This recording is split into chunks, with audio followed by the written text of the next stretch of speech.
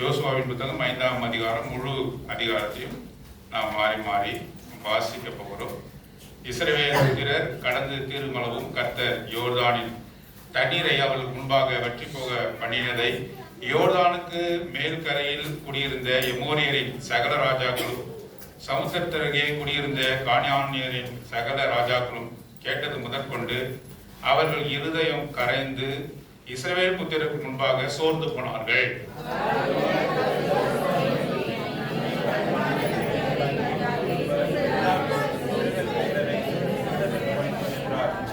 அப்பொழுது யோசுவா கருக்கான கத்திகளை உண்டாக்கி இஸ்ரவேல் புத்திரரை ஆர்லோத் மேட்டிலே விருத்தசேதனம் பண்ணினான்.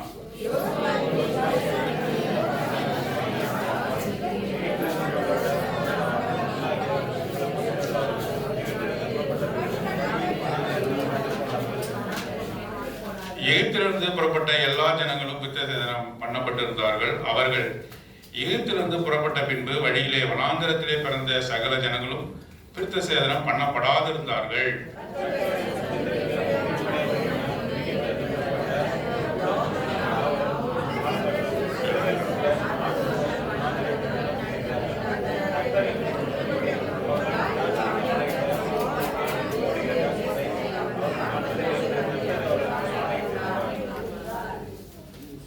அவர்களுக்கு பதிலாக அவர் எழும்பு பண்ணின அவர்கள் பிள்ளைகளை யோசுவா விருத்தசேதனம் பண்ணினார்.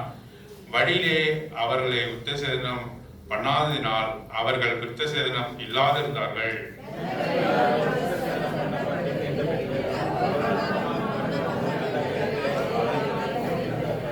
கர்த்தர் யோசுவாவை நோக்கி, இன்று எகிப்தின் நிந்தையை உங்கள் மேல் இராதபடிக்கு புரட்டி போட்டேன் என்றார். அதனால் அந்த ஸ்தலம் இந்நாள் வரைக்கும் கில்கால் எனப்படுகிறது.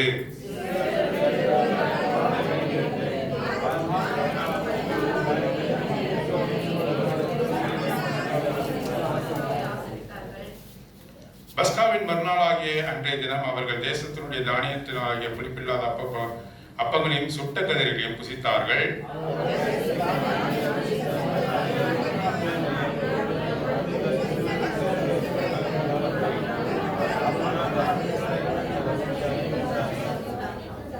பின்னும் யோசுவா எரிகோவின் வெளியிலிருந்து தன் கண்களை ஏறெடுத்து பார்க்கும்பொழுது இதோ ஒருவர் அவனுக்கு எதிரே நின்றார். உருவின பட்டயம் கையில் இருந்தது. யோசுவா அவரிடத்தில் போய், நீர் எங்களை சேர்ந்தவரோ எங்கள் சத்துருக்களை சேர்ந்தவரோ என்று கேட்டான்.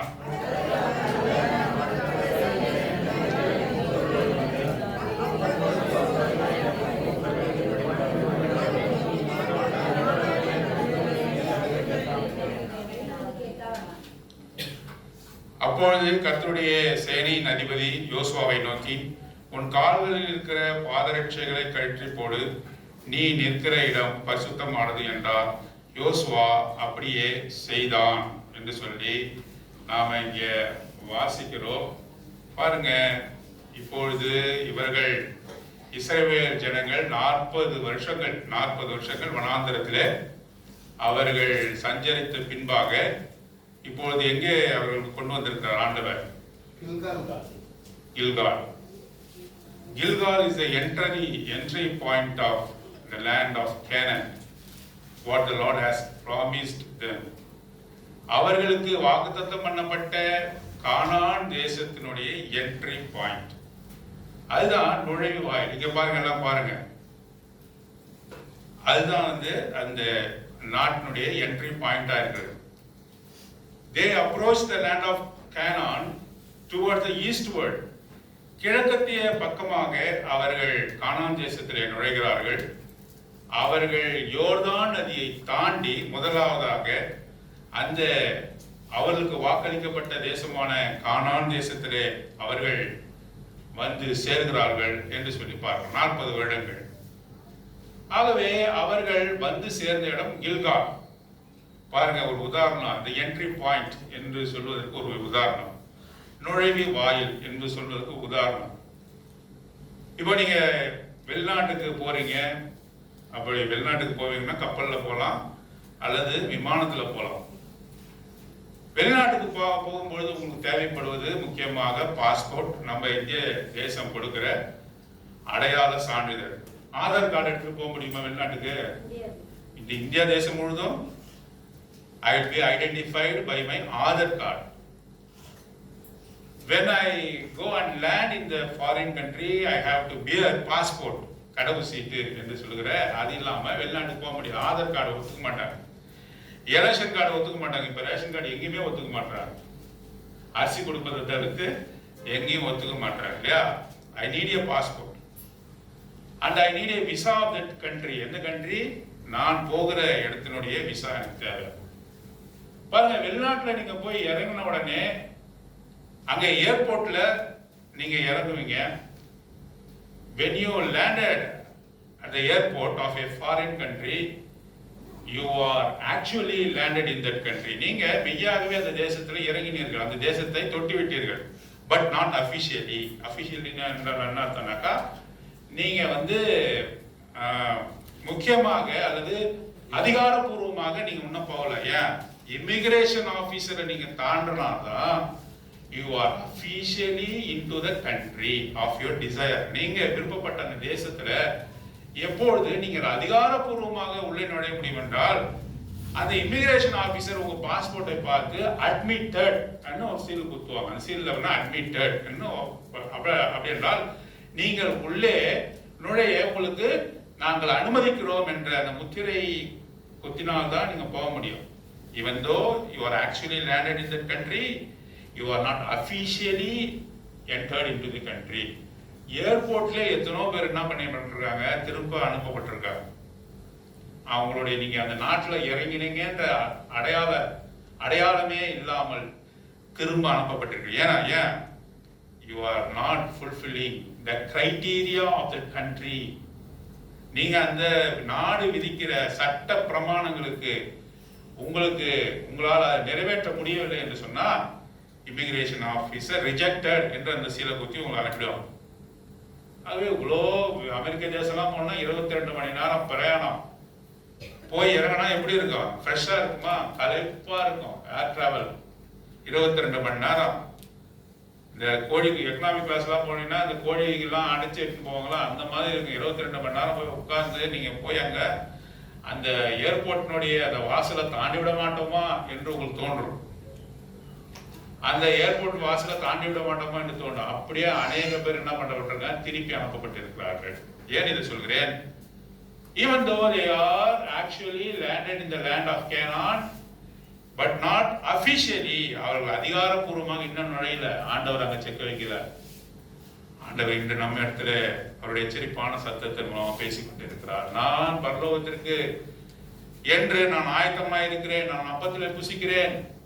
நான் வாரந்தோறும் சபைக்கு வருகிறேன். நான் காலையில் எழுந்து வேதத்தை வாசிக்கிறேன், ஜெபிக்கிறேன், ஆராதனை செய்கிறேன் என்று சொல்லி நீ மனதிலே நினைத்துக் கொண்டிருக்கிறாய். ஆண்டவர் அங்கு உனக்கு செக் வைக்கிறார்.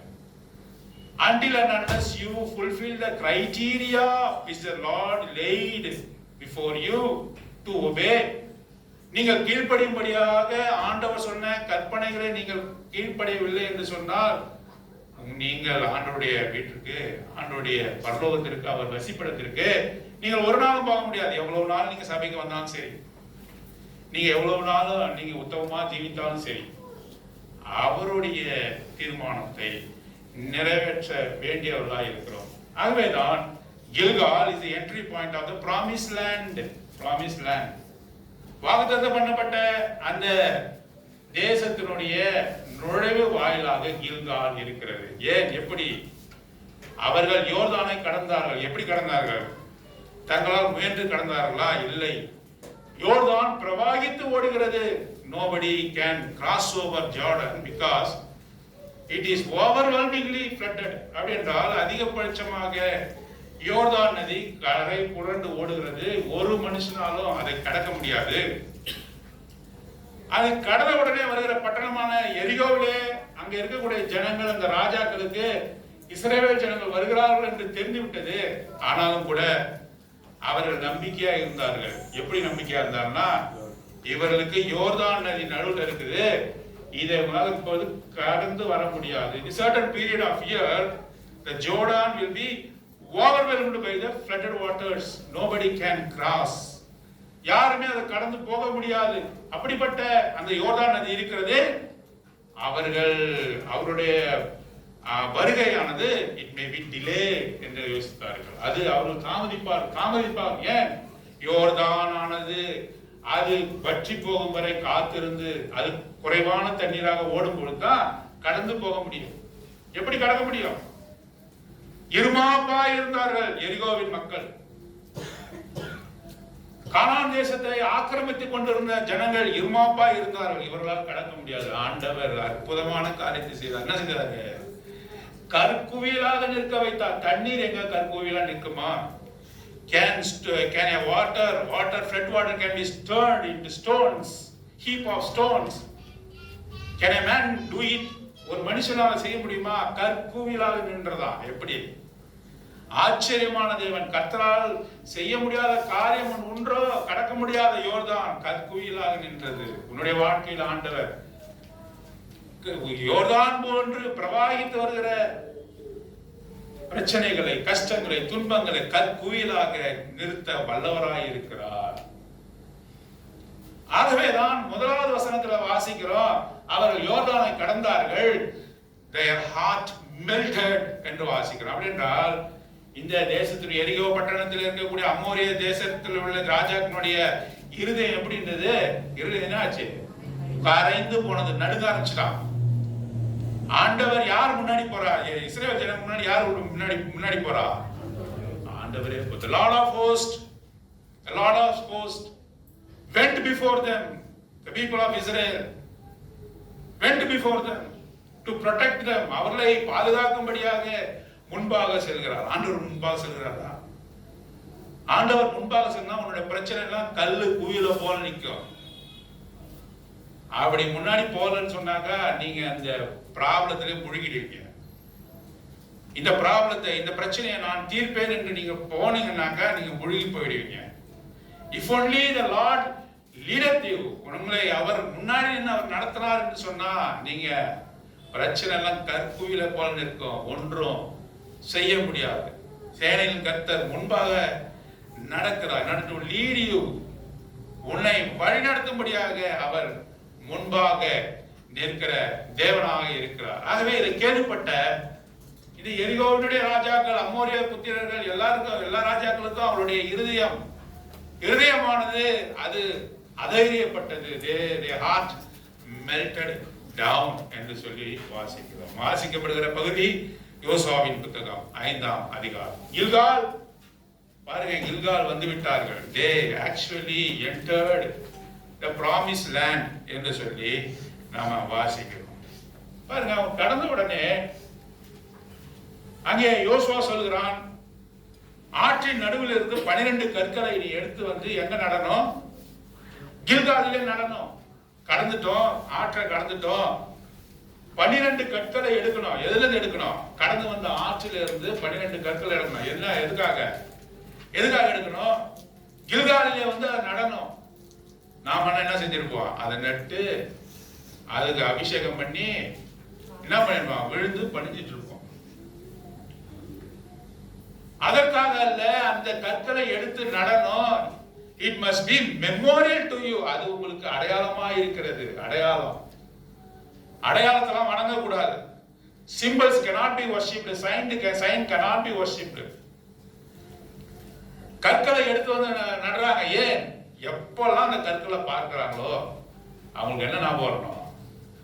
யோர்தான் நதி கற்களை போல குவிந்து நின்றது, நாங்கள் அதை வட்டாந்தரையாக கடந்தோம் என்று சொல்லி அவர்கள் நினைக்க வேண்டும் என்று சொல்லி they kept the stone as a memorial. ஆண்டவர் நம்முடைய வாழ்க்கையில கூட அநேக காரியங்களை மெமோரியலா கொடுத்துருக்க. மெமோரியல் என்ன? நினைவுபடுத்தக்கூடிய சயின்ஸ், நினைவுபடுத்தக்கூடிய காரியங்கள். நம்ம மறதியின் பூமி, நமக்கு மறதி அதிகம். கர்த்தர் செய்த நன்மைகள் நம்ம என்ன செய்வோம்? வசதியா மறந்துப்போம். நான் ஏற்கனவே சொன்னேன், நாம யாருக்கு கடன் கொடுக்கணுமோ அதை மறந்துடுவோம். நமக்கு யாருக்கு கடன் கொடுக்கணுமோ அதை என்ன பண்ணுவோம்? அதையும் மறந்துடுவோமா? அதை மட்டும் மறக்க மாட்டோம்.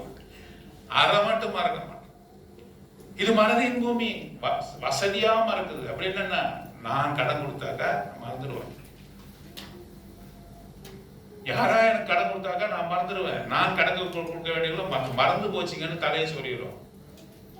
ஆகவேதான் the Lord kept memorial stones on the shore of Gilgal in order to the people of Israel should remember the goodness of the Lord. What the Lord did wonders in the banks of river Jordan. யோர்தான் நதியில கர்த்தர் செய்த நன்மைகள். உங்களோட வாழ்க்கையில அப்படிப்பட்ட கற்கள் இருக்கிறதா? எங்க பிரதர் கற்கள் இருக்குது? என்ன கல்லால தான் அடிக்கிறாங்க அப்படி சொல்றீங்களா? கற்கள் வேண்டும், கற்கள் வேண்டும். எதற்கு? அவர் சொல்றத சொல்லி நினைவுபடுத்திக் கொண்டே இருக்கணும். நான் எப்படி இருந்தேன், என்ன விதமாய் ஆண்டவர் என்னை ரட்சித்தார், என்னுடைய நிலைமை என்ன, அதை சொல்லிக்கிட்டே இருக்கணும். அதை சொல்லி நினைவுபடுத்தி அதுக்காக நன்றி சொல்லிட்டே இருக்கணும். அதையே அவர் சொல்றது, அதே தான் சொல்லணும், அதே தான் சொல்லணும். ஆண்டவரே நீ செய்த நன்மைகள் எவ்வளவு, எப்படி ஒவ்வொரு நாளும் அது புதியதா இருக்கிறது, புதியதா இருக்கிறது. ஒவ்வொரு நாளும் எழுந்திருந்து ஆண்டவர் எனக்கு செய்த நன்மைகள் நினைக்கும் போது எனது உள்ளம் மகிழ்கிறது. I rejoice in my heart what the Lord has done in my life. என்னுடைய வாழ்க்கையில அவர் செய்த நன்மைகள் எவ்வளவு பெரிய. It must be a memorial unto you. எனக்கு ஆராதிக்கிறதுக்கு, எனக்கு ஆண்டவர் ஆராதிக்கிறதுக்கு எனக்கு காரணங்கள் கிடைக்கவில்லை என்று ஒரு மனுஷன் சொல்ல முடியாது. ஏன்? உன்னுடைய வாழ்க்கையில தாயின் கர்ப்பத்திலிருந்து அவர் உன்னை வேறுபடுத்தி பிரித்தெடுத்ததிலிருந்து ஆரம்பிக்குது. எத்தனோ பிள்ளைகள் என்னது கருவிலே என்ன பண்ணப்பட்டிருக்கு? அழிக்கப்பட்டிருக்கிறது, அழிந்து போயிருக்கிறது. தாயினுடைய தொப்புள் கொடியிலிருந்து உன்னை பிரித்து வேறாக பிரித்தார். அது அவருடைய அற்புதமான செயலாக இருக்கிறது. கர்ப்பஸ்திரிக்கெல்லாம் குழந்தை பிறந்தோம்னா அப்படிலாம் கிடையாது. எல்லாவற்றையும் செய்யக்கூடிய ஒரு ஆண்டவர் நம்மளுடைய வாழ்க்கையில தாயின் கர்ப்பத்தில் என்னை நினைத்தீர் என்று சொல்கிறார் சங்கீதக்காரர். நான் தாயின் கர்ப்பத்தில் இருக்கும் போது என்னை தீர்க்கதரிசியாக அவர் அபிஷேகம் பண்ணினார் என்று சொல்லி எரேமியா சொல்கிறார். தாயின் கர்ப்பத்தில் முன்னறிந்த தேவனாக அவர் இருக்கிறார். Lord must be thanked and worshipped for what the Lord has done in our life. Gilgal remembers that memorial stones. Memorial அவரை நினைக்க வேண்டும் என்று உணர்த்துவது அந்த கற்கள் என்று சொல்லி பார்க்கிறோம். ஆகவேதான் 4ஆம் அதிகாரத்திலே 20ஆம் வசனம், யோசுவா 4:20, அவர்கள் யோர்தானில் எடுத்துக்கொண்டு வந்த அந்த 12 கற்களையும் யோசுவா கில்காலிலே நாட்டி இஸ்ரவேல் புத்திரரை நோக்கி, நாளை உங்கள் பிள்ளைகள் இந்த கற்கள் ஏதென்று தங்கள் பிதாக்களை கேட்கும்போது நீங்கள் உங்கள் பிள்ளைகளுக்கு அறிவிக்க வேண்டியது என்னவென்றால், இஸ்ரவேல் வெட்டாந்தரை வழியாய் இந்த யோர்தானை கடந்து வந்தார்கள். பூமியின் சகல ஜனங்களும் கர்த்தருடைய கரம் பலத்தது என்று அறியும்படிக்கு நீங்கள் சகல நாளும் உங்கள் தேவனாய் கர்த்தர் பயப்படும்படிக்கு இப்படிப்பட்ட காரியம் இருக்கிறது. பாருங்க, இன்றைக்கு பிள்ளைங்க ஒருத்தர் சொன்னாரு என்கிட்ட, இன்றைக்கு பிள்ளைங்க அடங்காம இருக்கிறாங்க தெரியுமா? பெற்றோர் சொல்றது கேட்கல, நீ என்னப்பா சொல்றது அப்படின்னு கேட்கிறாங்க. எல்லா வசதியும் எனக்கு வேணும். They are not satisfied with the cell phone also. They want advanced cell phones. அதிகமான விலை உயர்ந்த cellphone. They won't satisfied with the food you provide. நீங்கள் கொடுக்கிற உணவுல அவங்க என்ன பண்ண மாட்டாங்க, அவங்க சந்தோஷமா ஏற்றுக்கொள்வதில்லை.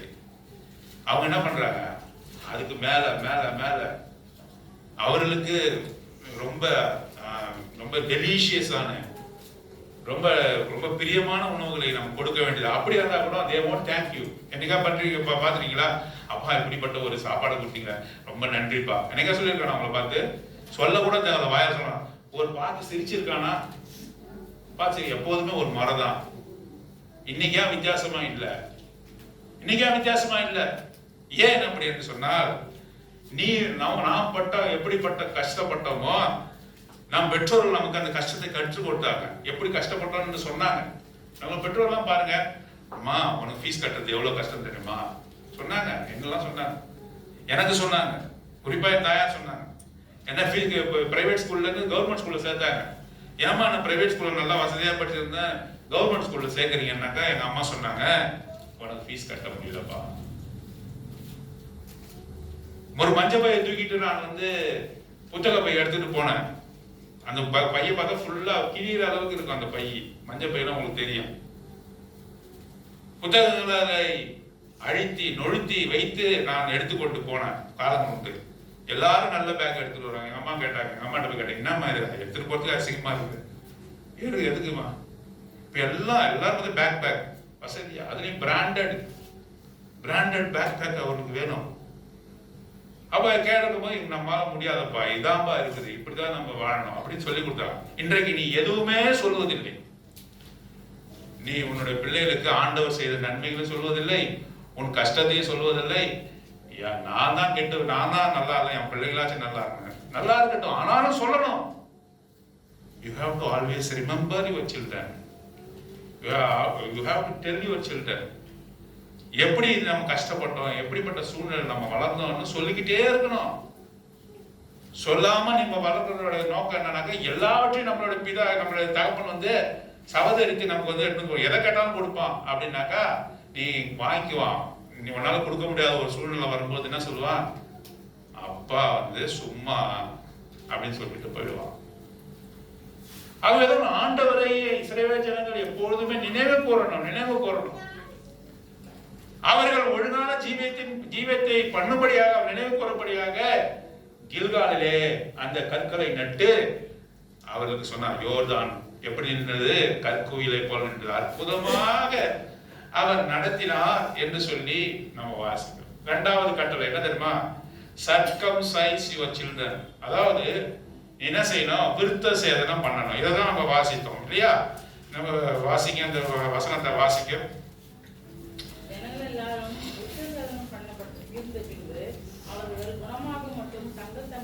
கில்கால் என்று சொன்ன உடனே விருத்த சேதனம் பண்ண சொல்றார்.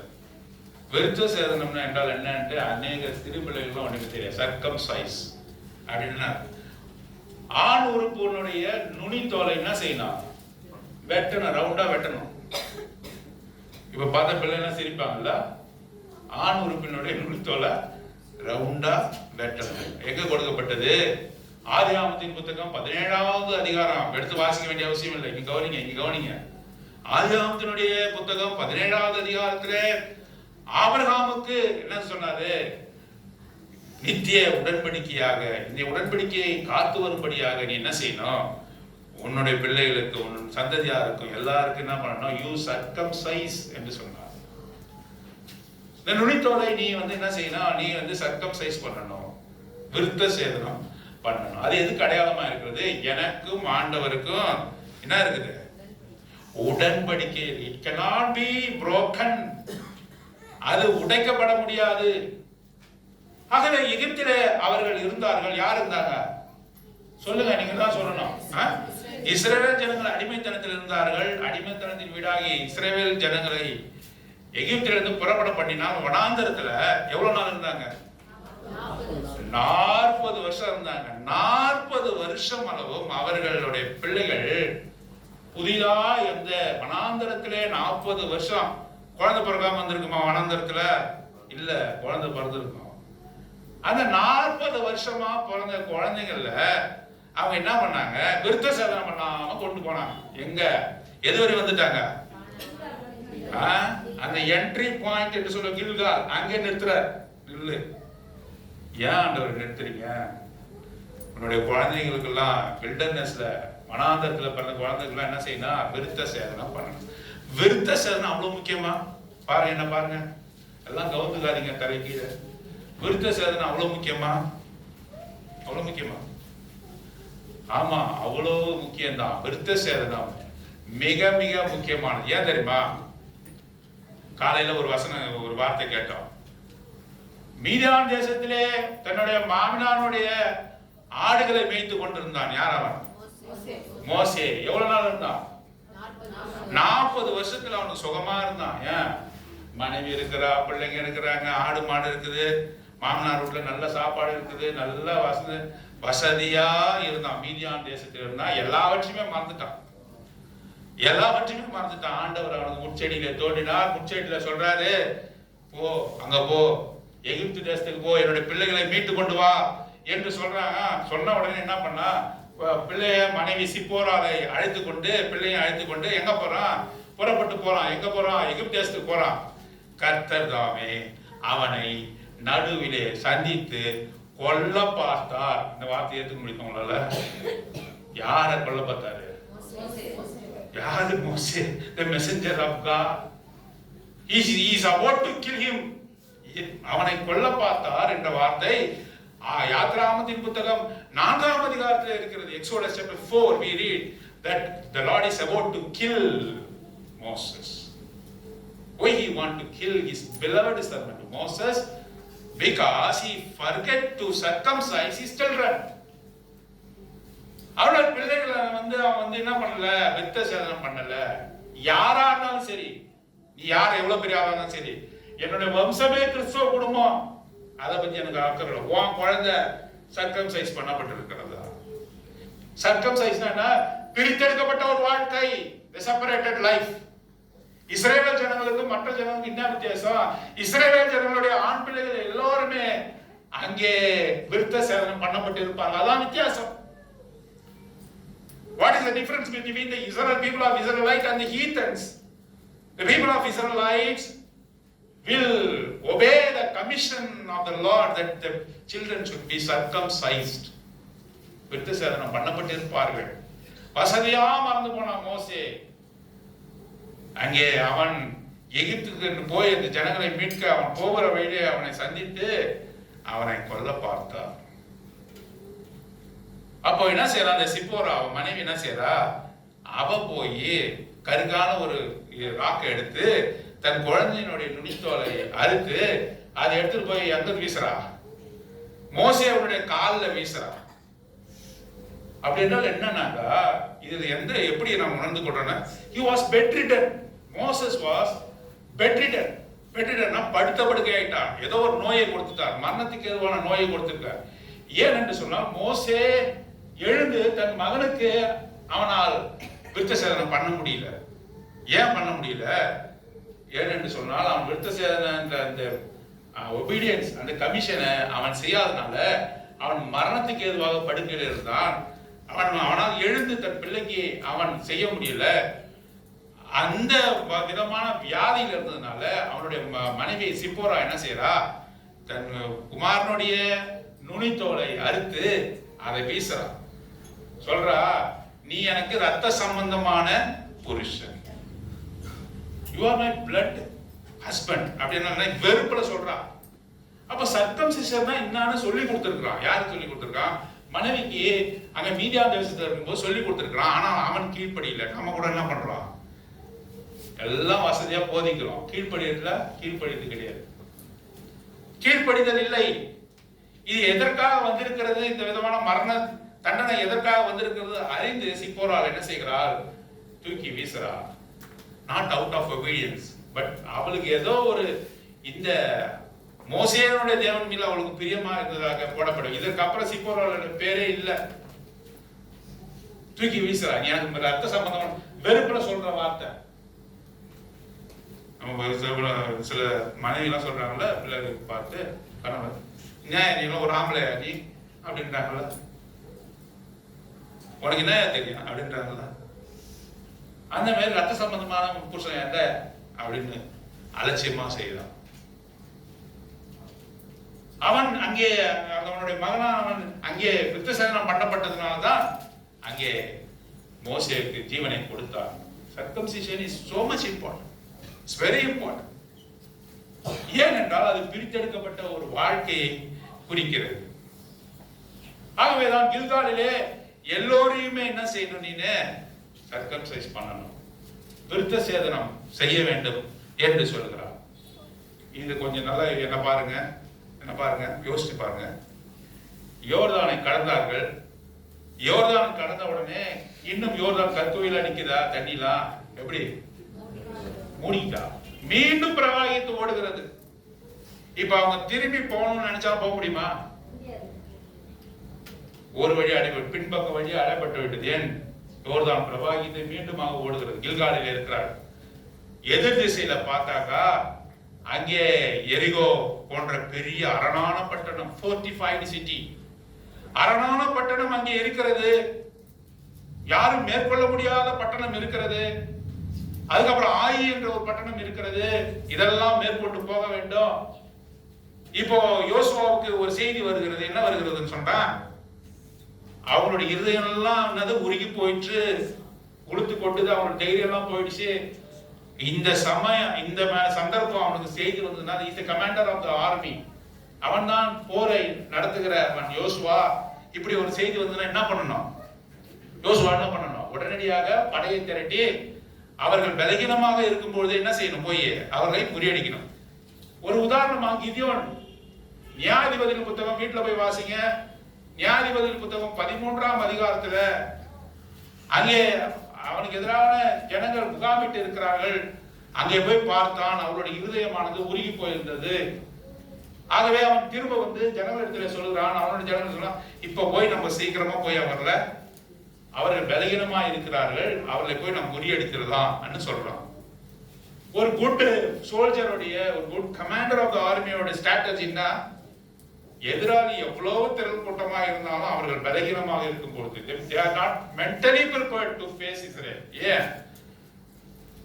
யோர்தான் இப்படிப்பட்ட ஒரு காரியம் நடந்திருக்கிறது. ஆகவே அவர்கள் பயந்து கொண்டிருக்கிறார்கள். even though they have a fortified city, அவர் பாதுகாக்கப்பட்ட நகரம் இருந்தாலும் கூட பயந்து இருக்கிறார். ஒரு குட் கமாண்டர் என்ன செய்யணும்? போகணும். ஆனா என்ன பண்றாரு ஆண்டவர்? என்ன சொல்றாரு? இங்கே உன்னுடைய புத்திரர்கள்லாம் என்ன செய்யணும்? விருத்த சேதனம் பண்ணணும்.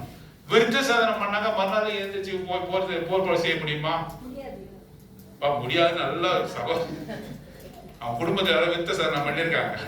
ஆனா நான் சொல்றேன், விருத்த சேதனம் கத்தி தூக்கிட்டு கபடாரத்துக்கு போய் சண்டைக்கு போக முடியுமா? ஏன்? they have to be rested. அவர்கள் தங்கி இருக்கணும். இதை யோசித்து பார்க்கும்போது they have to be rested for a while. அவங்க கொஞ்ச நாள் அவங்க இருக்கணும். இது நல்ல ஒரு ஸ்ட்ராட்டஜியா? அவங்க தோற்கிற நிலைமையில இருக்கும் போதே போகணும். ஆனா போகல. இப்ப ஆண்டவர் சொல்றாரு, உன் விருத்த சேதனம் பண்ண, முதல்ல விருத்த சேதனம் பண்ண. உன்னை நீ வந்து பாரு, மற்றவங்களை பார்க்காத. உன்னிடத்துல குறை இருக்கிறது, எல்லாம் இருக்கட்டும், எல்லாத்தையும் ஒதுக்கி வை. யோர்தானுக்கு திரும்பி போக முடியாது. முன்னாடி பார்த்தாக்க எரிகோ இருக்கிறது. இதான் சீக்கிரமா போய் பிடிச்சிடலாம். உட்காரு, அமைதியா இரு, அமைதியா இரு, அவசரப்படா. நான் சொல்லும் போதுதான் போகணும். In Numbers, என்னாமத்தின் புத்தகம் 9ஆம் அதிகாரம் 22ஆம் வசனம், Numbers chapter 9 verse 22ல என்ன சொல்றாரு? அவருடைய அக்னி ஸ்தம்பமும் மேக ஸ்தம்பமும் ஒரு நாள் தங்கி இருந்தா ஒரு நாள் அங்க இருக்கணும். அடுத்த நாள் மேக ஸ்தம்பமும் அக்னி ஸ்தம்பமும் வந்து கொட்டிப்படுக்கலாம் எடுத்து கிளம்பிட முடியுமா? போக முடியாது. அந்த அக்னி ஸ்தம்பமும் மேக ஸ்தம்பமும் எப்போ அவங்க வந்து விலகி நடக்குதோ, விலகி போகுதோ, அப்போதான் இஸ்ரவேல் ஜனங்கள் அவங்க நடந்து போகணும். வாசிங்க 9ஆம் அதிகாரம் 22ஆம் வசனம், Numbers chapter 9 verse 29 22. இரண்டாவது ஒரு மாதமாவது ஒரு வருஷமாவது வாசஸ்தலத்தின் மேல் தங்கி இருக்கும்போது, ஒரு நாளாவது ஒரு மாசமாவது ஒரு வருஷமானாலும் எங்க தங்கி இருக்குது? காலையில எழுந்திருச்சு பார்க்கணும். அவங்க மேக ஸ்தம்பமும் அக்னி ஸ்தம்பமும் அவர் தங்கி இருக்கிற இடத்துல இருந்ததுனாக்கா, நீ இரு, நான் கிளம்பி போலாமா? போலாமா? போகக்கூடாது. ஒரு நாள் இருந்து அப்புறம் நகர்ந்ததுன்னா இன்னொரு நகர்ந்தது. ஒரு நாள் இருக்கும், ஒரு மாசம் கூட இருக்கும், அல்லது ஒரு வருஷம் அங்கேதான் இருக்குது. At the mountain of Sinai, the pillars carried even for 1 year என்று சொல்கிறார்கள். ஒரு வருடம் அளவும் அங்கேதான் சீனாய் மலையில. அதுவரை ஜனங்க அங்கேதான் இருந்தாங்க. அவன் கர்த்தருடைய சித்தம் இல்லாமல் ஒரு ஸ்டெப் எடுத்துக்க கூடாது. நீ ஒரு ஸ்டெப் எடுத்துக்க கூடாது. அங்க எரிகோ ஜனங்கள் அங்கே பலகீனமாக இருக்கிறார்கள், மென்டலி போர்ன் அவுட். அவர்கள் போர் செய்யறதுக்கு ஆயத்தமா இல்ல. அந்த சமயம் பிடிக்கலாம் போக. அப்பதான் சொல்றாரு சர்க்கம்சைஸ் சொல்றாரு. விருத்த சேதனம்னா உடனே போக முடியுமா? they have to be rested. அவர்கள் தங்கி இருக்கணும் என்று சொல்றாரு. ஆகவே அவருடைய போர் தந்திரமே வேற. எரிகோவை எப்படி பிடிச்சாங்க? கத்தி கவடார எல்லாம் எடுத்துட்டு போய் பிடிச்சாங்க. என்ன பண்ணாங்க? சுத்தி சுத்தி வந்து பண்ணாங்க. கோட்டையை நிர்மூலமாக்குனாங்க. கர்த்தர் என்னது? பட்டைத்தாலும் ஈட்டினாலும் ரட்சிக்கிறவர் அல்ல. அவருக்கெல்லாம் கத்தி கவலாம் தேவையில்லை. கிதியோனை பார்த்து சொல்றாரு, என்ன பண்ண? 300 பேரு அதிகம், ஆளை டவுன் சைஸ் பண்ணணும்னு சொல்றாரு. அப்படின்றது என்ன? ஒரு போர் வீரன். இப்ப நீங்க பாக்குறீங்களா, போர்லாம் நடக்குது, போர் நடந்து கொண்டு இருக்கிறது. அங்க நம்ம பார்க்கிறோம், நிறைய கம்பேர் பண்றாங்க. இந்தியாவுக்கு எவ்வளவு சோல்ஜர்ஸ் இருக்காங்க? 2 லட்சம் சோல்ஜர்ஸ் இருக்காங்க. பாகிஸ்தானுக்கு எவ்வளவு சோல்ஜர்ஸ் இருக்காங்க? 50,000 சோல்ஜர்ஸ் இருக்காங்க. இவங்கிட்ட எவ்வளவு டேங்க் இருக்குது? எதுவுமே தெரியாத மாதிரி பாக்குறீங்க பாருங்க. இந்த கம்பாரிசன். இஸ்ரேல் நாட்டுக்கு எவ்வளவு வான்படைகள் இருக்கிறது? ஈரானுக்கு எவ்வளவு வான்படை இருக்குது? ஈரானுடைய போர் வீரர்கள் எவ்வளவு தெரியுமா? எவ்வளவு போர் வீரர்கள் இருக்காங்க? 9 லட்சம். ஈரானுடைய போர் வீரர்கள் எவ்வளவு பேரு? இஸ்ரேலோட போர் வீரர்கள் எவ்வளவு பேரு? 6 லட்சமா? 6 லட்சம். 6 லட்சம் வந்து என்னன்னா 6 லட்சமும் தயாரா இருக்கிறவங்க கிடையாது. ரெடியா இருக்கிறவங்க வந்து 2.5 லட்சம் பேர் தான். போர் உத்தரவாகும் போது சிவில் சர்வன்ஸா இருப்பாங்க அவங்களாம். அவங்கள வந்து அழைச்சிக்குவாங்க. இப்ப NSS NCC எல்லாம் இருக்காங்க தெரியுமா? போர் உக்கிரமாகும் போது NCC காரங்க என்ன பண்ணுவாங்க? கூப்பிடுவாங்க. அந்த மாதிரி 3 லட்சம் எங்க இருக்கிறது? 9 லட்சம் வீரர்கள் எங்க இருக்கிறாங்க? ஆனால் இஸ்ரேல் தேசத்துக்கு தான் வெற்றி. ஆட்களை கம்மி பண்ணு சொல்றாரு. ஏன்? அவர் பட்டயத்தினாலும் ஈட்டியினாலும் வெற்றி கொடுக்கிற தேவன் அல்ல என்று சொல்கிறார். ஆகவே அங்கே பரிசுத்தம் பண்ண வேண்டும், பரிசுத்தம் பண்ணி கொள்ள வேண்டும் என்று சொல்லுகிறார். பாருங்க, இந்த அதாவது இந்த விருத்த சேதனம் என்று நாம் பார்க்கும்போது ஆண் உறுப்பினுடைய நுனித்தோலை அங்கே கட் செய்ய வேண்டும், நீக்க வேண்டும் என்று போடப்பட்டிருக்கு. ஏன்னா அப்படிப்பட்ட ஒரு இதுவா? ஆண்டவர் அப்படி இல்லை. உள்ளத்துல நிகழ்ந்த மாற்றத்தை வெளியரங்கமா காட்டணும்னு சொல்றாரு. நாம ஏன் பேப்டிசம் எடுக்கிறோம், ஞானஸ்நானம் எடுக்கிறோம்? உள்ளத்துல ஆண்டவரை ஏற்றுக்கொண்டோம். இப்போ நம்ம வெளியரங்கமா எல்லாருக்கும் முன்பாக என்ன செய்யறோம்? நான் ஒரு ஆண்டவரை ஏற்றுக்கொண்ட மனுஷன் என்று சொல்லி வெளியரங்கமா சாட்சி கொடுக்கிறோம். உள்ளத்துல நடந்த நிகழ்வை வெளியரங்கமாக சொல்லுவதுதான் என்னன்னு சொன்னாக்கா விருத்த சேதனம். விருத்த சேதனம் என்றால் என்ன? உள்ளத்துல நான் ஆண்டவரோட பிள்ளை, நான் பிரித்தெடுக்கப்பட்டவன் என்ற மாற்றத்தை வெளியே காட்டுவதற்கு தான் விருத்த சேதனம். வாசிக்கலாமா? உபாகமத்தின் புத்தகம் 10ஆம் அதிகாரம், டியூட்டரானமி சாப்டர் 10. உபாகமத்தின் புத்தகம் 10ஆம் அதிகாரத்துல அந்த வார்த்தை வருது பாருங்க. உபாகமத்தின் புத்தகம் நான் முந்தின பிரகாரமாகவே 40 நாள் இரவும் பகலும் மலையில் இருந்தேன். கர்த்தர் அந்த முறையும் மன்றத்தை கேட்டு உன்னை அழிக்காமல் விட்டார். இன்னைக்கு நான் ஏதோ சொல்றேன், ஏதோ எடுத்து வாசிக்கிறீங்க. உபாகமத்தின் புத்தகம் 10ஆம் அதிகாரம், உபாகமம் 10 ஒரு வார்த்தை வருது பாருங்க. விருத்த சேதனம் 16வது வசனம். ஆகையால் நீங்கள் இனி உங்கள் பிடரியை கடினப்படுத்தாமல் உங்கள் இருதயத்தின் நுனித்தோலை விருத்த சேதனம், உங்கள் இருதயத்தின் நுனித்தோலை. திரும்ப சொல்லுங்க. ஆண்டவருடைய உள்ள கிடக்க என்ன? உள்ள வாஞ்சை என்ன? வெளிப்பிரகாரமான விருத்த சேதனத்தை விரும்பினாரு இல்ல. அவருடைய விருப்பம் என்ன? இருதயத்தினுடைய நுனித்தோலை விருத்த சேதனம் பண்ண. எதற்காக சொன்னார் தெரியுமா? அது முன்பான வசனம் சொல்லுகிறது. ஆனாலும் கர்த்தர் உன் பிதாக்கள் மேல் அன்பு கூறுபொருட்டு அவளிடத்தில் பிரியம் வைத்து அவளுக்கு பின் அவளுடைய சந்ததியாகிய உங்களை இந்நாளில் இருக்கிறபடியே சகல ஜாதிகளும் தமக்கென்று தெரிந்து கொண்டார், பிரித்தெடுத்தார். You are chosen one, you are separated one. அதற்கு அடையாளமாக அவர் என்ன சொல்றாருனாக்கா, உன்னுடைய இருதயத்தினுடைய நுனித்தோலை, உன்னுடைய இருதயத்தை நீ ஆண்டவருக்கு ஒப்பு கொடுக்கணும். அதனுடைய வெளிப்பாடு தான் இந்த சர்க்கம்சிஷன் என்று சொல்லக்கூடிய இந்த விருத்த சேதனம் என்று சொல்லி பார்க்கிறோம். உபாகமத்தின் புத்தகம் 30வது அதிகாரத்துல கூட இந்த வார்த்தை வருகிறது. வேகமாக எடுத்து வாசிக்கலாம். உபாகமத்தின் புத்தகம் 30வது அதிகாரத்துல நாம 6ஆம் வசனம்.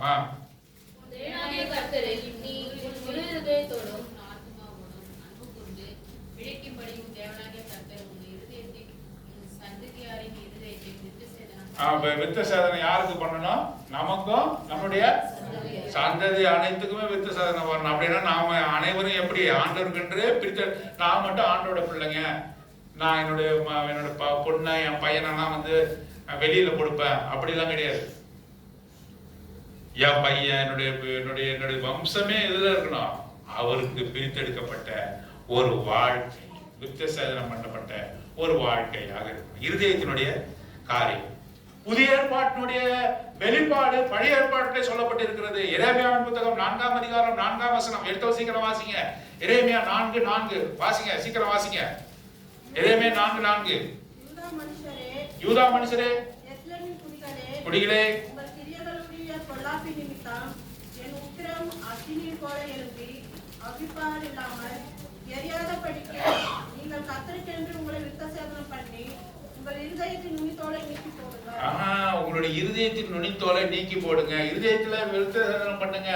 இது எங்க பழைய ஏற்பாட்டில் சொல்லி இருக்கிறார். கர்த்தருடைய கோபம் உங்கள் மீது மூளாதபடிக்கு, கர்த்தருடைய கோபம், உக்கிர கோபம் உங்கள் மீது மூளாதபடிக்கு நீங்க என்ன செய்யணும்? உங்களுடைய இருதயத்தினுடைய நுனித்தோலை நீக்குங்க என்று அவர் சொல்லுகிறதாக நாம பார்க்கிறோம். ரோமர்கள் நிறுவனம் 2ஆம் அதிகாரம் 22ஆம் வசனத்துல இந்த வார்த்தையை நாம் வாசிக்கிறோம். ரோமர்கள் நிறுவனம் 2ஆம் அதிகாரம் 22வது வசனம் வாசிங்க. சொல்லுகிற நீ கோயில்களை கொள்ளையிடலாமா? நியாயப்பிரமாணத்தை குறித்து மேன்மை பாராட்டுகிற நீ நியாயப்பிரமாணத்தை மீறி நடந்து தேவனை கனவீனம் பண்ணலாமா? எழுதியிருக்கிறபடி தேவனுடைய நாமம் புறஜாதிக்குள்ளே உங்கள் மூலமாய் புரிக்கப்படுகிறது. நியாயப்பிரமாணத்தை கை கொண்டு நடந்தால் விருத்த சேதனம் பிரயோஜனம் உள்ளதல்லது தான். நீ நியாயப்பிரமாணத்தை மீறி நடந்தால் உன் விருத்த சேதனம் இல்லாமையாயிற்றே. மேலும் விருத்த சேதனம் இல்லாதவன் நியாயப்பிரமாணத்திற்கு ஏற்ற நீதிகளை கை கொண்டால் அவனுடைய விருத்த சேதனம் இல்லாமை விருத்த சேதனம் என்றெண்ணப்படும் அல்லவா? சுபாவத்தின்படி விருத்த சேதனம் இல்லாதவனாய் இருந்து நியாயப்பிரமாணத்தை நிறைவேற்றுவனாய் இருந்தால் அவன் வேத எழுத்து விருத்த சேதனம் உள்ளவனாய் இருந்தும் நியாயப்பிரமாணத்தை மீறுகிற. ஆகவே விருத்த சேதனம் ஒன்றுமில்லை, விருத்த சேதனம் ஒன்று இல்லாதவும் ஒன்றுமில்லை என்று சொல்கிறார். கொலோசியர் 2ஆம் அதிகாரம் 11வது வசனம். 2ஆம் அதிகாரம் 11வது வசனம். நீங்கள் கிறிஸ்துவை பற்றும் விருத்த சேதனத்தினால் மாம்சத்துக்குரிய பாவ சரீரத்தை கலைத்து விட்டதினால் கையால் செய்யப்படாத விருத்த சேதனத்தை அவருக்குள் பெற்றீர்கள். கிறிஸ்து இயேசுவுக்குள்ளாக கையால் செய்யப்படாத விருத்த சேதனத்தை பண்ணி அவர் விருத்த சேதனம் பண்ணாரு. நீங்க ஆண்டவராக இயேசு கிறிஸ்துவை ஏற்றுக்கொள்ளும் போது தகப்பன்னா பிள்ளைக்கு விருத்த சேதனம் பண்ணணும். ஆபிரகாம் குமாரனுக்கு பண்ணாங்க, அங்கே யோசுவா எல்லாருக்கும் பண்ணாங்க. ஆண்டவரே நமக்கு விருத்த சேதனம் பண்ண போறாரு. எந்த விருத்த சேதனம் பண்ண போறாரு? இங்க பாருங்க, என்ன பாருங்க, எந்த விதம் இருக்குமா? கத்தி எடுத்து வர போறாரு. விருத்த சேதனம் பண்றது என்ன பண்ண போறாரு? இருதயத்தை விருத்த சேதனம் பண்ணப்பட்டு நாம் ஆண்டவரை ஏற்றுக்கொண்டோம். நாம விருத்த சேதனம், we are circumcised. நாம் விருத்த சேதனம் பண்ணப்பட்டவர்கள். விருத்த சேதனம் என்றால் பிரித்து எடுக்கப்படுவது. என்னுடைய இருதயத்தை அவர் விருத்த சேதனம் பண்ணார். சரி, ரொம்ப சோகமா இருக்கிறீங்க, ரொம்ப சோகமா. ஒரு கேள்வி உங்களுக்கு கேட்க போறேன். அந்த கேள்விக்கு மட்டும் யாராவது கரெக்டா பதில் சொல்லிட்டீங்கன்னா இங்க இருந்து காட் பிளஸ் யூன்னு சொல்லுவாங்க. அது உங்களோட வாழ்க்கையில ஆசீர்வாதம். இங்க இருந்து அவங்களுக்கு காட் பிளஸ் யூன்னு ஒரு வார்த்தையை யார் சொல்றீங்களோ சொல்ல போறேன். எல்லாம் அட்டென்டிவா இருக்கிறீங்களா? பாருங்க, சாப்பிட்ட சொல்ல மாட்டாங்க. காட் பிளஸ் யூன்ற வார்த்தை இங்க இருந்து உங்களுக்கு வரப்போகுது. மெய்யாய் ஆண்டு உங்களை ஆசீர்வதிப்பார். ஒரே ஒரு கேள்விதான், ஏன் ஆண்டவர் 40 வருஷம் வனாந்தரத்திலே இஸ்ரவேல் ஜனங்களை அவர் கடக்க பண்ணினார்? 40 வருஷம். why 40 years in the wilderness? Is there any அவர்கள் கற்பனைகளை கைக்கொள்வார்களோ மாட்டார்களோ என்று சொல்லிட்டாங்க. murmuring? No. Understand? Tell the people to understand. Yeah. Why so much of years? 40 years in the wilderness. Mananga, they are stiff-necked people, so they wandered in the. No. Tested in the Mara. No, not exactly. There's a words. Anybody can tell. அப்படியே விட்டுட்டாங்க. நினைவு கூறாங்க, நன்றி மறந்தவங்களா இருந்தாங்க, அதெல்லாம் விட்டாங்க. இல்ல, there is a specific verse. The Lord is telling why He allowed the people to wander in the wilderness. One answer: you don't want God's blessing. Everybody wants God's blessing. God is going to bless you. God is going to bless you. அவருடைய இருதயம் இருக்கிறது. Not exactly இல்ல, இன்னும் அதிகமா வந்து மண்ணாவை சாப்பிடணும், அன்பா ருசிக்கணும். இல்ல, நோ. எனிபடி விருத்த சேதனம் பண்ணப்படல. நோ. அவருடைய மகிமைக்கும் கீழ்ப்படிதல். ஒருத்தரும் கூட ஆன்சர் இல்ல. God is still waiting to bless you. The Holy Spirit is still waiting to bless you. What is the answer? நானே உங்கள் தேவனாய் கர்த்தர். அப்புறம் இல்ல.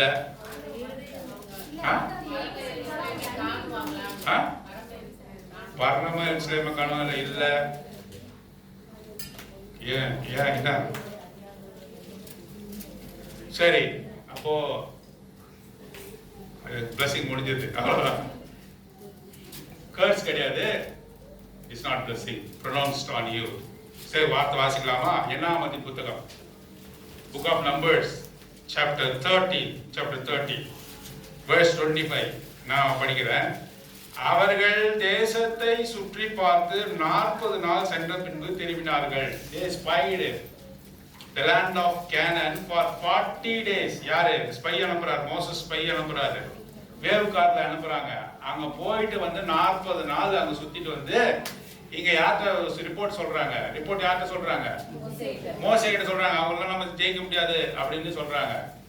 இது ஆண்டவருக்கு கோபத்தை ஏற்படுத்துது. 40 நாள் அவங்க சுத்தி பார்த்துட்டு தேவன் மகா பெரிய தேவன் அவர்களை நம் கையில் ஒப்பு கொடுத்தார் என்று சொல்லாமல் இவர்கள் என்ன செய்தார்கள் சொன்னா, அவளை பார்த்து பயந்து 40 நாள் வேறு பார்த்து வந்து துர்ச்செய்தியை சொன்னார்கள். அதுக்கு என்ன தெரியுமா பண்ணாரு? அவர்களுடைய பனிஷ்மெண்ட் என்னன்னு நம்ம சாப்டர் 14ல வாசிக்கிறோம். பாருங்க, 14ஆம் வசனத்துல வாசிக்கலாமா? 32ல இருந்து வாசிக்கிறேன். உங்கள் பிரேதங்களோ இந்த வனாந்தரத்தில் விழும், அவைகள் வனாந்தரத்தில் விழுந்து தீரும் மட்டும் உங்கள் பிள்ளைகள் 40 வருஷம் வனாந்தரத்தில் திரிந்து நீங்கள் சோரம் போன பாதகத்தை சுமப்பார்கள். நீங்கள் தேசத்தை சுற்றி பார்த்த 40 நாள் இலக்கத்தின்படியே ஒவ்வொரு நாளும் ஒவ்வொரு வருஷமாக நீங்கள் 40 வருஷம் உங்கள் அக்கிரமங்களை சுமந்து என் உடன்படிக்கைக்கு வந்த மாறுதலை உணர்வீர்கள். கவனிச்சிங்களா? அடிஜால் பார்க்க ஒரு பாயிண்ட். 40 நாள் போயிட்டு வந்து நீ என்ன சொன்ன? உன் வாழ்க்கையில இவ்வளவு நாள் வந்து ஆண்டவர் கொடுத்து ஆண்டவரை மறுதளிச்சியா? ஆண்டவரை செய்ய முடியாது நீ அவநம்பிக்கை கொண்டிருக்கிறியா? என் வாழ்க்கையில எந்த நன்மையும் செய்ய முடியாதுன்னு நினைக்கிறியா? நீ எப்படி நீ நினைச்ச? நீ மட்டும் இல்ல, உன் பிள்ளைங்களும் என்ன பண்ணாங்க? இங்கே நான் அடிப்பேன், இந்த பாதகத்தை அவர்கள் சுமந்து கொண்டு வருவார். பிள்ளை ஒருத்தவங்களும் போக மாட்டேங்கிறாங்க. காணாம பேசுறது வாங்க. ஒருத்தவங்க கூட you cannot enter the promised land Canaan. Why? Because after 40 days you gave bad tidings unto the people. That's why they ஒவ்வொரு நாள் அவங்க வந்து 40 நாள் அவங்க சுத்தி பார்த்து வந்து நீ கர்த்தரை அவமானப்படுத்தினல்ல, கர்த்தரை செய்ய முடியாதுன்னு சொன்னல, இந்த கானான் தேசத்தை அவரால் கொடுக்க முடியாது உனக்கு, நீ அவமதித்தல்ல. அந்த ஒவ்வொரு நாளும் எப்படி ஆயிடுச்சு? ஒவ்வொரு கர்த்தருக்கு பயப்படுறீங்களா? கர்த்தர் உங்க மத்தியில பேசிக்கொள்ளுங்க. கர்த்தருக்கு பயப்படுறீங்களா? பானா வேணாம், ஆண்டவர்கிட்ட விளையாடாதீங்க. ஆண்டவர்கிட்ட எனக்கு சேர்த்து தான் சொல்றேன், ஆண்டவர்கிட்ட விளையாடவே கூடாது. அவர் விளையாடுகிற தேவன் அல்ல. துர்ச்செய்தியை கொண்டு வரீங்க, ஆண்டவருடைய நாமத்துக்கு அவநம்பிக்கையா கொண்டு வரீங்க. உங்களுடைய சுய பலத்தை சார்ந்து நீங்க ஜீவிக்கிறீங்களா? ஆண்டவருக்கு நல்ல ரிப்போர்ட்டை கொடுக்க வேண்டிய நீங்க ஒவ்வொரு நாளும் ஒவ்வொரு வருஷமா மாறி 7 நாள் 1 மாசத்துல சுதந்திரிக்க வேண்டிய அந்த கானான் தேசத்தை அவர்கள் பார்ப்பதில்லை என்று சொன்ன மோசே முதற்கொண்டு ஆரோன் முதற்கொண்டு ஒருவரும் அந்த இடத்துல போல. யோசுவாவும் காலேபும் மாத்திரம்தான், அவருடைய பிள்ளைகள் மாத்திரம்தான் அங்கே நுழைந்தார்கள் என்று சொல்லி பார்க்கிறோம். கர்த்தர் எவ்வளவு நல்லவராக இருக்கிறார் பாருங்க. அவர் circumcised என்று சொல்லி நாம பார்க்கிறோம். இது 5 காரியம் இருக்குது. ஒரு காரியமே 2 காரியமே முடிக்க முடியல. 2 காரியம் முடிக்க முடியல. கில்கால், இந்த 2 காரியம் போதும். பிற்பாடு நான் மீதி 3 காரியத்தை சொல்றேன். Gilgal is the entry point of the promised land from the east world. அங்கே நுழைகிறார்கள். நுழைக்கும்போது நிறுத்துறாரு, அவர் நிறுத்துறாரு. முதல்ல அந்த கில்காலிலே ஆண்டவர் விரும்புகிறார். இஸ்ரவேல் ஜனங்கள் என்ன செய்ய வேண்டும் தெரியுமா? they have to thank him. அவருக்கு நன்றி சொல்லணும். அவர் எவ்வளவு அற்புதமாய் நடத்தினார். அவரை போல ஒரு தெய்வம் இருக்கிறார். அவர் ஜீவிக்கிற தேவனா இருக்கிறார். அவர் இஸ்ரவேலின் தேவன், நமக்கான தேவன். ஒவ்வொரு காரியத்துக்காகவும் நாம் அவருக்கு நன்றி சொல்லணும். நன்றியை கேட்டு வாங்கல. அவர் நம்ம வாழ்க்கையில செய்த நன்மைக்கு அவர் என்ன செய்யணும்? நாம நன்றியை எதிர்பார்க்கிறார். யோர்தானை கற்களை போல குவித்தார், சிவந்த சமுத்திரத்தை 2ஆக பிரித்தார், வானத்திலிருந்து மன்னாவை கொடுத்தார், கற்பாறையிலிருந்து நீரை கொடுத்தார், அவர்களுக்கு மேகஸ்தம்பத்தை கொடுத்து அவர்களை அருமையாக வழிநடத்தினார். மாத்திரமல்ல, அவருடைய காலையில வாசித்தோம், பாதரட்சிகள் தேர்ந்து தோய்ந்து போகவில்லை, அவர்களோடு கூட இருந்தார். ஒவ்வொரு நாளும் அவர்களோடு கூட இருந்தார். அவர் அக்னி ஸ்தம்பமாக மேகஸ்தம்பமாக அவரோடு கூட இருந்தார். வாதையை கூடாரத்தை விட்டு நீக்கினார். அவருடைய பிள்ளைகளை அவ்வளவாக நேசித்தார். ஒரே ஒரு காரியம் அவரிடத்தில் விரும்பினார், அவர்கள் உண்மையாக இருக்க வேண்டும் என்று விரும்பினார். ஆனால் அவர்களோ உண்மையற்றவர்களாக போனார்கள். அது நிமித்தமாக அவர்கள் மடிந்து போனார்கள். அவர் பிள்ளைகள் மாத்திரமே அங்கே நுழைந்தது என்று சொல்லிப்பார். முதலாவது கர்த்தருக்கு நன்றி சொல்றோமா? ஆண்டவர் கொடுத்த வாழ்க்கைக்காக நன்றியற்ற மிருகங்களாக நாம் காணப்படுகிறோமா, அல்லது நன்றி உடையவர்களாக இருக்கிறோமா? நம்மளுக்கு ஜீவனை கொடுத்திருக்கிறார், நம்ம சுகத்தை கொடுத்திருக்கிறார், பலத்தை கொடுத்திருக்கிறார், நாம் வாழும்படியாக செய்திருக்கிறார், நாசியிலே சுவாசத்தை கொடுத்திருக்கிறார், வேலை செய்யும்படியாக திராணியை கொடுத்திருக்கிறார், யோசிக்கும்படியாக நமக்கு மூளையை கொடுத்திருக்கிறார், நடக்கும்படியாக கால்களை கொடுத்திருக்கிறார், நம்ம ஜீவிக்கும்படியாக வைத்திருக்கிறார். மாத்திரமல்ல, நாம் கர்த்தருடைய பிள்ளைகளாக மாறும்படியாக, அவரே நமது தேவனாக மாறும்படியாக அவர் செய்திருக்கிறார்.